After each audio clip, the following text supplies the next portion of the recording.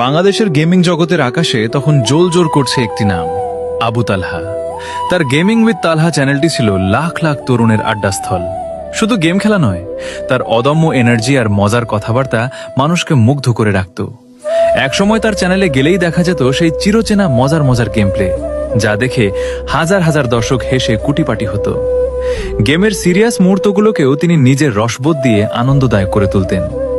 Free ফায়ারের দুনিয়ায় তিনি ছিলেন একজন রাজ্যহীন রাজা, যার সংগ্রহে ছিল হাজার ও ভালোবাসার মানুষ। কিন্তু রাজপ্রাসাদের ভেতরে যখন ঘুণ ধরতে শুরু করলো, তখন তালহা আর চুপ থাকতে পারলেন না। গেমের ভেতরে যখন হ্যাকারদের উপদ্রব মাত্রা ছাড়িয়ে গেল, সাধারণ প্লেয়াররা যখন তাদের অত্যাচারে অতিষ্ঠ, তালহা তখন তাদের প্রতিনিধি হয়ে রুখে দাঁড়ালেন। তিনি শুধু নিজের ভিউ বা সাবস্ক্রাইবার নিয়ে ভাবতেন না, ভাবতেন পুরো গেমিং কমিউনিটির ভবিষ্যৎ নিয়ে। তিনি লক্ষ্য করলেন, ফ্রি ফায়ার এখন আর আগের মতো কৌশলের গেম নেই, বরং এটি হয়ে উঠেছে হ্যাকারদের স্বর্গরাজ্য। তালহা একে একে ফ্রি ফায়ার কমিউনিটির অনেক বড় বড় ইউটিউবারদের কাছে গেলেন। তিনি সবাইকে অনুরোধ করে বললেন, ভাই চলুন আমরা সবাই মিলে আওয়াজ তুলি, গেমের এই শোচনীয় অবস্থা থেকে একে বাঁচাই।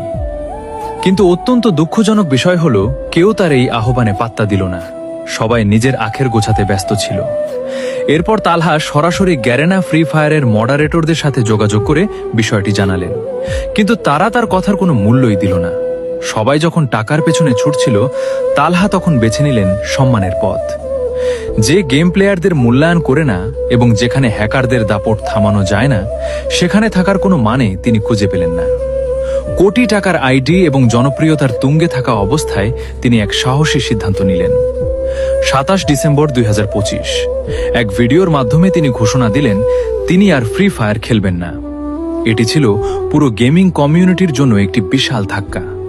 যেখানে মানুষ একটি ভি ব্যাজের জন্য যে কোনো কিছু করতে পারে, সেখানে তালহা তার নিজের আদর্শের জন্য প্রিয় গেমটাই ছেড়ে দিলেন।